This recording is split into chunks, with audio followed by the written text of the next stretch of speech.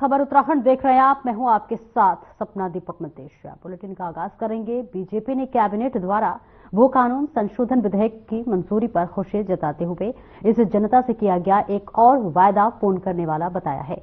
प्रदेश अध्यक्ष महेंद्र भट्ट ने मुख्यमंत्री धामी का आभार व्यक्त करते हुए कहा कि यह ठोस कदम राज्य के भू संसाधनों और मूल स्वरूप के संरक्षण को लेकर हमारी प्रतिबद्धता को दर्शाता है। उन्होंने सख्त भू कानून निर्माण की दिशा में ऐतिहासिक कदम बताया। साथ ही महेंद्र भट्ट ने कहा कि बीजेपी राज्य निर्माण से लेकर इसके चौमुखी विकास के प्रति कटिबद्ध रही है, जिससे प्रदेश की संस्कृति और उसके मूल स्वरूप को बरकरार रखना सर्वोपरि है।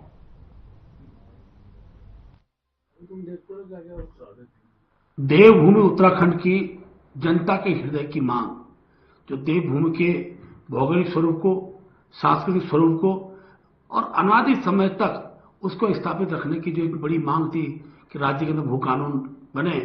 मैं प्रदेश के यशस्वी मुख्यमंत्री जी आदरणीय श्री पुष्कर धामी जी को बधाई देता हूं, उनका धन्यवाद करता हूं कि उन्होंने जन भावनाओं की इस मांग को धरातल पर उतारा है। आज ही कैबिनेट को मंजूरी दी है और कल ही मुझे लगता है कि सदन के अंदर विधेयक आएगा और उत्तराखंड के अंदर हिमाचल से कड़ा भू कानून लागू होने वाला है। ये यहाँ की जनता का जो मत था और पिछले दिनों जब मैं इस बात को कहता था कि उत्तराखंड के अंदर भू कानून का भी अच्छा स्वरूप लेकर कोई पार्टी आएगी।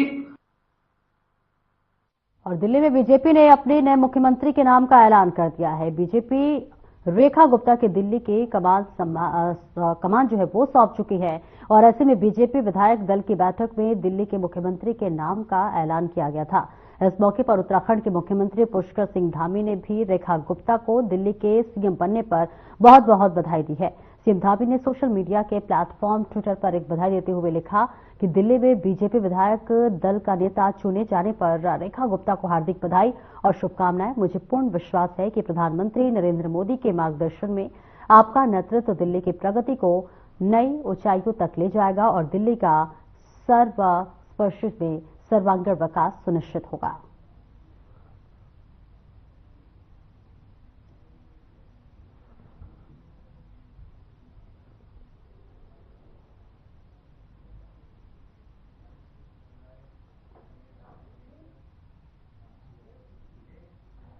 देहरादून विधानसभा में मंगलवार को बजट पेश हुआ। सत्र का आगाज तीसरा दिन है। आपको बताते चले कि बजट का आकार 1 लाख करोड़ से अधिक होने का अनुमान है। सरकार का मुख्य फोकस महिला, युवा, गरीब किसान और अवस्थापना विकास पर रहेगा। गैरसैंण सत्र में धामी सरकार एक बार रात दोपहर 2:30 बजे भी बजट पेश कर चुकी है और वहीं बीते रोज सदन की कार्रवाई के दूसरे दिन सदन में पूर्व पीएम मनमोहन सिंह और पूर्व विधायक चंद्रशेखर को श्रद्धांजलि दी गई।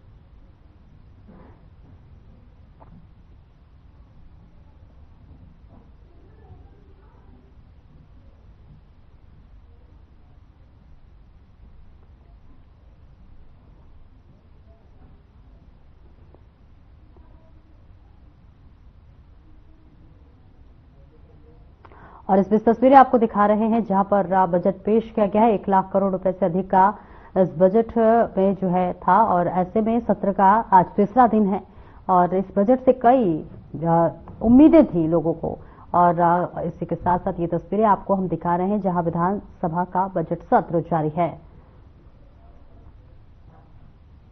और प्रदेश के पर्यटन, धर्मस्व एवं संस्कृति मंत्री सतपाल महाराज ने मुख्यमंत्री पुष्कर सिंह धामी के अनुरोध पर प्रधानमंत्री नरेंद्र मोदी के शीतकालीन यात्रा पर उत्तराखंड आने पर प्रसन्नता जाहिर की है।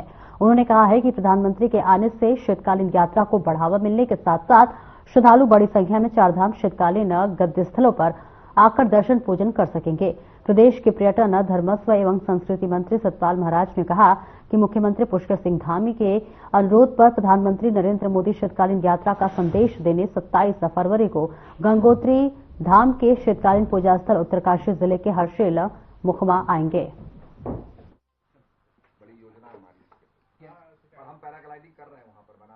माननीय प्रधानमंत्री जी आ रहे हैं, उनका हम हार्दिक अभिनंदन करते हैं उनका स्वागत करते हैं।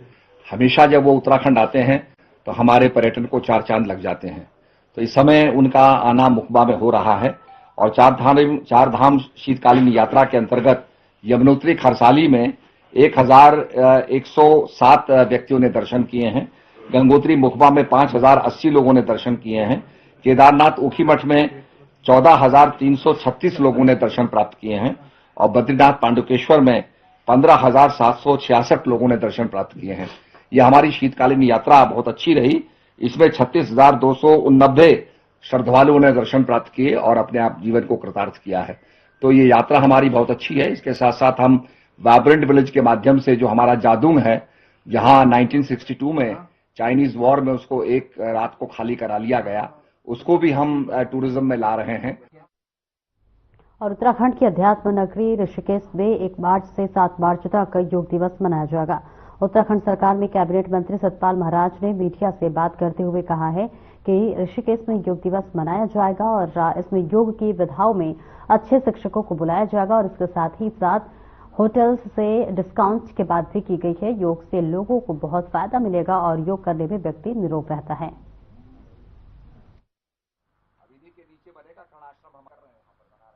मनाया जा रहा है योग दिवस और उसके लिए हमारी तैयारियां ये हैं कि ऋषिकेश के अंदर ये आयोजित होगा और इसके लिए अच्छे हमारे जो योग के जो अलग अलग विधाओं के जो शिक्षक हैं, योगाचार्य हैं, उनको हमने आमंत्रित किया है कि अपनी अपनी पद्धति को जनता के आगे रखें और सिखाएं। इसमें हमने होटल्स को भी लिया है, उनसे भी हमने डिस्काउंट करने की बात की है और हम चाहते हैं कि आम आदमी योग को सीखे, योग के प्रति प्रेम बढ़े, तो उसके लिए भी हमने लोगों को आमंत्रित किया है और मैं समझता हूं कि बड़े अच्छे रूप से ये योग का जो उत्सव है पूरा होगा और जो लोगों के जानकारी बढ़ाएगा योग के प्रति और योग करेंगे तो निरोग रहेंगे। और नगर निगम में मेयर दीपक बाली की अगुवाई में एक बैठक का आयोजन किया गया, जिसमें एक राष्ट्र एक चुनाव को लेकर चर्चा करते हुए महामहिम राष्ट्रपति महोदया के नाम एक प्रस्ताव तैयार किया गया है। इस दौरान बैठक में नगर निगम मेयर दीपक बाली ने उपस्थित पार्षदों और मौजूद लोगों को एक राष्ट्र एक चुनाव के लाभ गिनाते हुए बताया कि इसमें भारत देश की अर्थव्यवस्था और भी मजबूत होगी।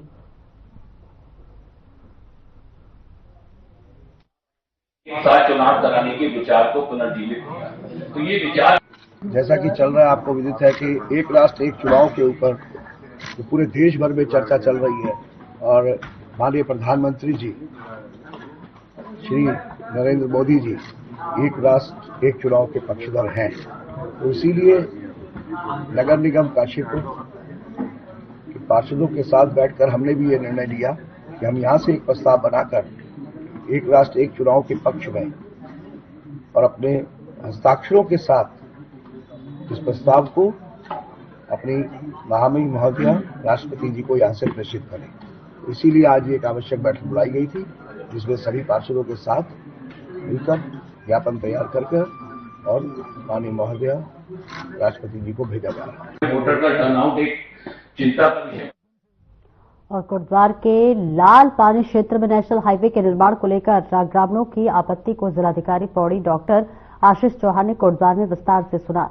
इस दौरान जिलाधिकारी ने ग्रामीणों को भरोसा दिलाया कि उनकी जो भी समस्या है उसका पूरी तरह से निस्तारण किया जाएगा। साथ ही उन्होंने कहा कि तहसील स्तर पर जो भी एनएच के निर्माण को लेकर शिकायत मिल रही है उसको दूर किया जाएगा।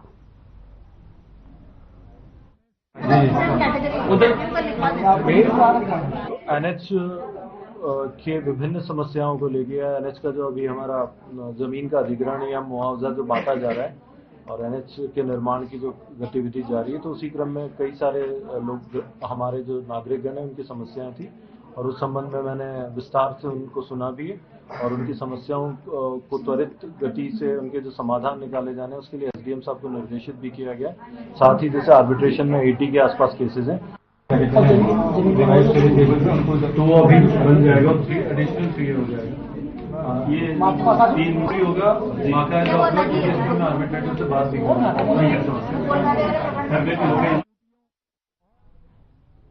भी धीरे लिए चलते हैं आपको विधानसभा, जहां पर उत्तराखंड में विधानसभा सत्र का आगाज हो चुका है। तस्वीरें आपके टीवी स्क्रीन पर। प्रतिस्पर्धा कर सकें। सतही विद्युत टरबाइन के शोध एवं विकास हेतु उत्तराखंड जल विद्युत निगम लिमिटेड एवं भारतीय प्रौद्योगिकी संस्थान रुड़की के मध्य समझौता प्रपत्र हस्ताक्षरित किया गया है। नगर पंचायत बद्रीनाथ द्वारा श्री बद्रीनाथ धाम में पूजा उपरांत इकट्ठा किए गए फूलों से अगरबत्ती बनाए जाने का कार्य किया जा रहा है। मानवीय हस्तक्षेप समाप्त करने, बिलिंग संबंधी शिकायतों के निराकरण तथा विद्युत खपत को बेहतर तरीके से प्रबंध करने के उद्देश्य से यूपीसीएल द्वारा स्मार्ट मीटर लगाने का कार्य प्रारंभ किया गया है। पेपरलेस रजिस्ट्रेशन, स्टैम्प एवं निबंधन विभाग, बायोमेट्रिक आधारित आधार प्रमाणीकरण, राज्य कर विभाग, इलेक्ट्रिक वाहन चार्जिंग स्टेशन, परिवहन विभाग, मोबाइल फॉरेंसिक वैन व ड्रोन सेल यानी गृह विभाग, ऊर्जा दक्ष पंपर, फायर हाइड्रेंट मशीन व स्मार्ट मीटर, पेयजल विभाग, इनोवेटिव प्लास्टिक वेस्ट मैनेजमेंट तकनीक, लोक निर्माण विभाग, नलकूप एवं लिफ्ट योजनाओं से में स्प्रिंकलर प्रणाली, सिंचाई विभाग एवं विज्ञान चेतना केंद्र, science centre, science city, lab on wheels तथा स्मार्ट क्लास, ऐसे अनेक नवाचारों को हमारी सरकार प्राथमिकता दे रही है। विद्यार्थियों हेतु देवभूमि उद्यमिता योजना भी हमारी सरकार का महत्वपूर्ण नवाचार है। माननीय अध्यक्ष जी, 18 ख अब नमो के द्वितीय बिंदु ए अर्थात आत्मनिर्भर उत्तराखंड की ओर सम्मानित सदन का ध्यान आकर्षित किया जा रहा है। राष्ट्र ऋषि परम आदरणीय प्रधानमंत्री श्री नरेंद्र मोदी जी की प्रेरणा लेकर हम इस बजट में 7 बिंदुओं पर विकास के लिए प्रतिबद्धता व्यक्त कर रहे हैं। कृषि, उद्योग, ऊर्जा, अवसंरचना, संयोजकता, पर्यटन, आयुष, ये सप्तऋषि समृद्ध, सशक्त और विकसित उत्तराखंड के आधार हैं। माननीय अध्यक्ष जी, इस क्रम में आत्मनिर्भर उत्तराखंड के लिए सर्वप्रथम कृषि क्षेत्र के विकास के लिए किए जा रहे महत्वपूर्ण प्रयासों की ओर ध्यान आकर्षित किया जा रहा है। परम आदरणीय प्रधानमंत्री जी की प्रेरणा से जैविक खेती का विस्तार किया जा रहा है। जैविक खेती भू जल स्तर के संरक्षण में भी सहायक है एवं पर्यावरण व मनुष्य दोनों के स्वास्थ्य के लिए अनुकूल है। श्री अन्न मिलेट के उत्पादन को प्रोत्साहित करने के लिए स्टेट मिलेट मिशन प्रारंभ किया गया है। प्रदेश में 2021-22 में मंडवा समर्थन मूल्य कुल 2,500 प्रति कुंटल था, जो 2024-25 में रुपए 4200 प्रति कुंटल हो गया है। इस तरह 2 साल के अंतराल में ही समर्थन मूल्य 68% बढ़ गया है। अन्नदाता प्रेरित होकर मंडवा उत्पादन क्षेत्र भी बढ़ा रहे हैं। हाउस ऑफ हिमालयस के माध्यम से भी मंडवा उत्पादों को प्रोत्साहन दिया जा रहा है। राज्य में एप्पल और कीवी मिशन के तहत तेजी से कार्य किए जा रहे हैं। सेब के उत्पादन में वृद्धि के साथ ही पैकेजिंग और मार्केटिंग की दिशा में भी विशेष प्रयास दिया जा रहा है, विशेष ध्यान दिया जा रहा है। सेब और कीवी उत्पादन में वृद्धि राज्य में किसान की आर्थिकी को बढ़ाने में सहायक होंगे। प्रधानमंत्री मत्स्य संपदा योजना के अंतर्गत जनपद उधम सिंह नगर में 2 बृहद प्रोजेक्ट राज्य स्तरीय इंटीग्रेटेड एक्वा पार्क तथा होलसेल फिश मार्केट की स्थापना का कार्य गतिमान है।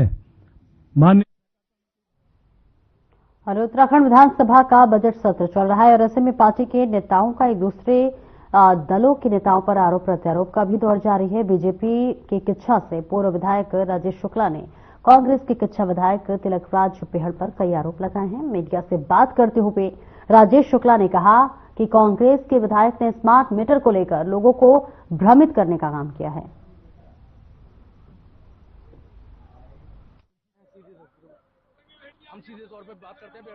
सबसे पहले किच्छा विधानसभा के विधायक तिलकराज बेहड़ जी ने स्मार्ट मीटर को लोगों को भ्रमित करते हुए प्रीपेड मीटर बताकर एक मुद्दा बनाने की कोशिश की नगर पालिका और नगर निगम के चुनाव में।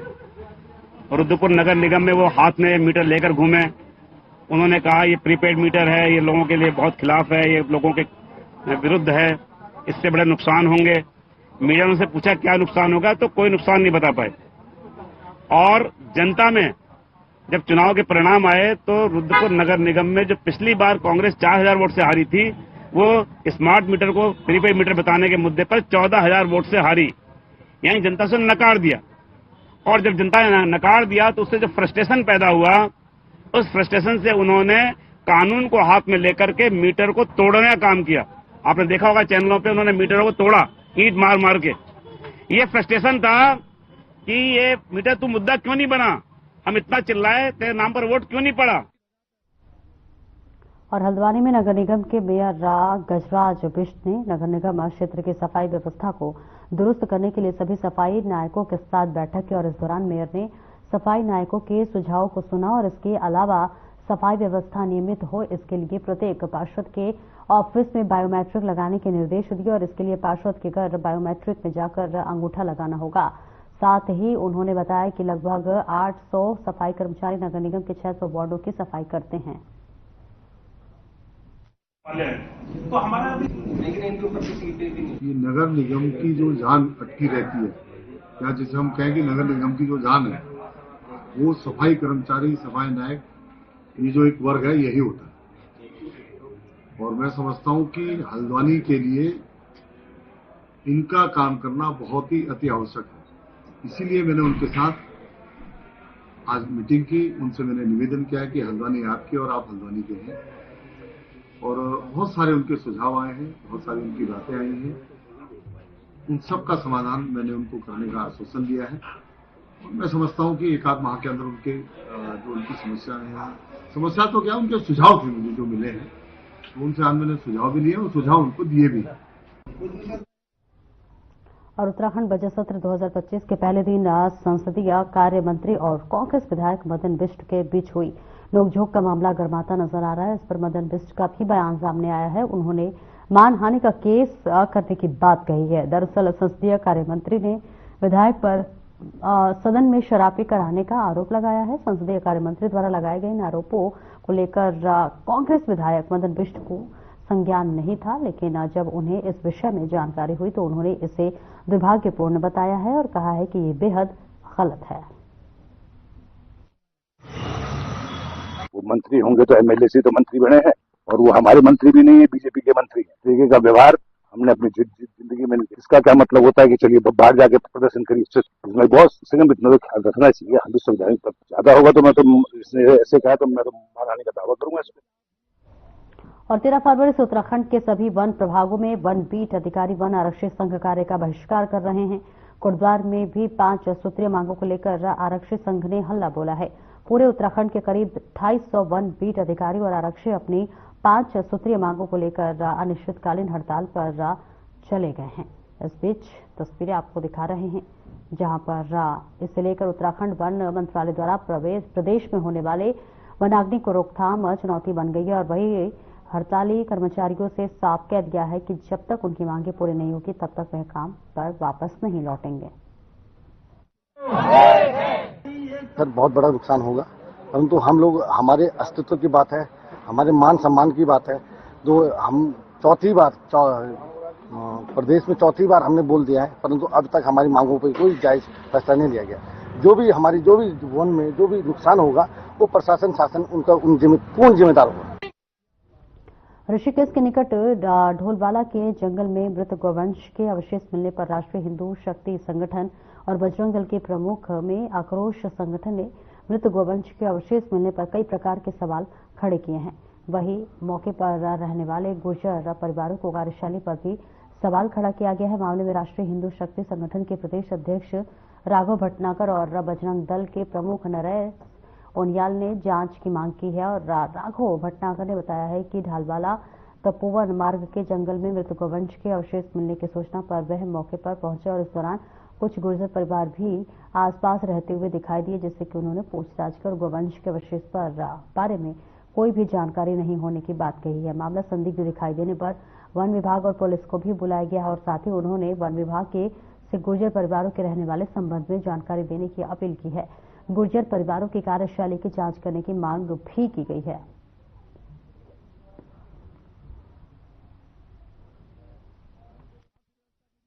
और उत्तराखंड के क्रांति दल की अनुशासन समिति के केंद्रीय अध्यक्ष महेंद्र सिंह रावत ने मीडिया से बात करते हुए कहा है कि यूकेडी ने देहरादून स्थित अपने केंद्रीय कार्यालय को पहाड़ से गैरसैंण किए जाने का प्रस्ताव पास कर लिया गया और साथ ही उन्होंने कहा है कि पहाड़ी राज्य उत्तराखंड की स्थायी राजधानी गैरसैंण में बने इस बात को लेकर यूकेडी ने यह फैसला लिया है।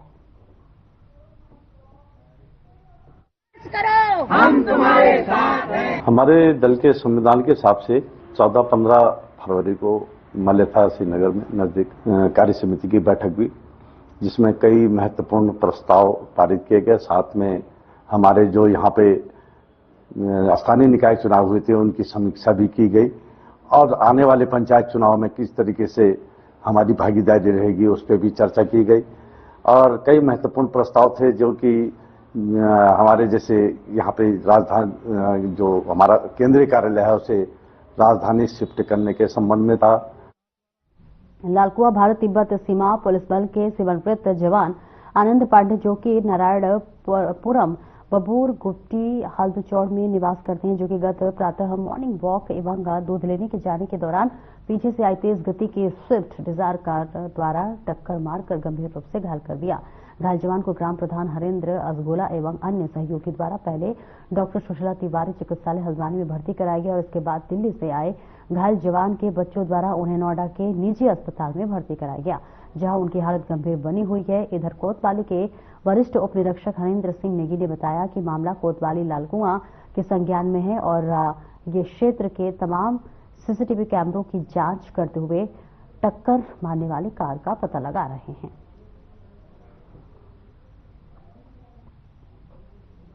और वही आगे बढ़ेंगे, जहां पर आपको बताते चले कि दिनेशपुर के वार्ड नंबर 4 से प्रतिवर्ष की भांति इस वर्ष भी बड़े धूमधाम और हर्षोल्लास के साथ काली पूजा के उपलब्ध हैं। जी हां, तस्वीरें आपको दिखाएंगे जहां पर रंगारंग संस्कृत कार्यक्रम का आयोजन किया गया है।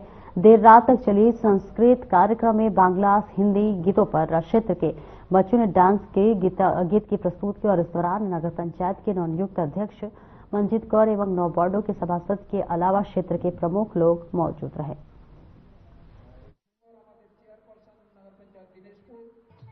काली मंदिर है और ये जो वार्षिक रक्षा काली पूजा होती है और इसी उपलक्ष्य में यहाँ पर रंगारंग सांस्कृतिक कार्यक्रम का आयोजन किया गया है। हम लोगों की मान्यता है माँ काली ही हम सब ग्रामवासियों की रक्षा करती है और इनकी आराधना करने से हम लोग आपत्ति विपत्ति से दूर रहते हैं। इसीलिए प्रत्येक वर्ष इसी दिन इस शुभ लग्न के अनुसार हम लोग यहाँ पर काली माँ की पूजा का। अल्मोड़ा जिले में विशेषज्ञ डॉक्टरों की भारी कमी को देखते हुए मुख्य चिकित्सा अधीक्षक सीएमओ ने स्वास्थ्य महानिदेशक के डॉक्टर उपलब्ध कराने की मांग की है। सीएमओ डॉक्टर आरसी पंत ने बताया कि जिला अस्पताल में मनोरोग और स्थेसिया विशेषज्ञ नहीं है, जबकि महिला अस्पताल में एक भी स्त्री रोग विशेषज्ञ नहीं है। इसके अलावा जिला अस्पताल में ऑर्थोपेडिक सर्जन और अतिरिक्त रेडियोलॉजिस्ट की जरूरत है। अल्ट्रासाउंड मशीनों के संचालन में भी दिक्कतें आ रही हैं।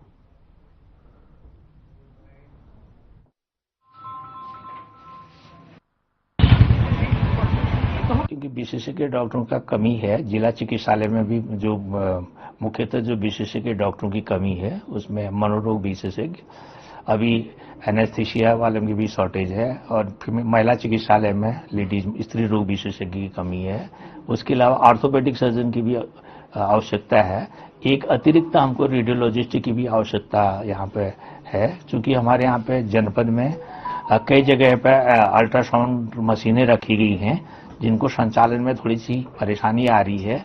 उसमें महिला चिकित्सालय है, जिला चिकित्सालय है, रानीखेत है, उसके अलावा चौकटिया है और द्वारा हाट है। अगर हमको एक रेडियोलॉजिस्ट मिल जाता है तो इस समस्या का समाधान हो सकता है। फिलहाल इस बुलेटिन में इतना ही। नमस्कार।